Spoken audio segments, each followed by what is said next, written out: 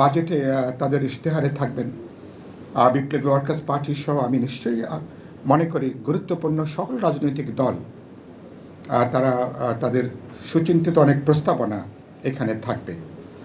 সেটা নিয়ে কোনো প্রশ্ন নেই, তারা থাকবে।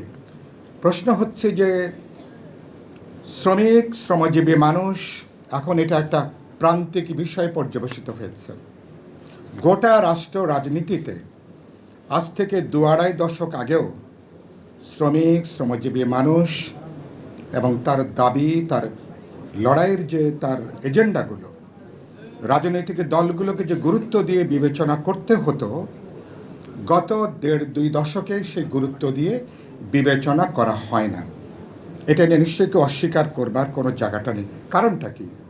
কারণটা হচ্ছে ভোটের অধিকার যখন থাকে না, গণতান্ত্রিক অধিকার যখন থাকে না, প্রধানমন্ত্রীর এক ভোট, আমার একজন শ্রমিক ভাইয়ের এক ভোট, তো এই ভোটের যে মর্যাদা যখন এটা থাকে না, শ্রমিকের রাজনীতিতে তার যে গুরুত্বটা, সেই গুরুত্বটা কার্যত থাকে না আর কি। আগে অন্তত পক্ষে ৫ বছর পর পর বা ভোটের সময় এলে শ্রমিকের কাছে যাওয়া, কথা বলা, তার সমর্থন, তার বাঁচার দাবি কি ভাই বলে জড়িয়ে ধরা বা মা বলে তারপরে কদমবুচি করা। তো এখন তো গত ১.৫-২ দশকে এটার কোনো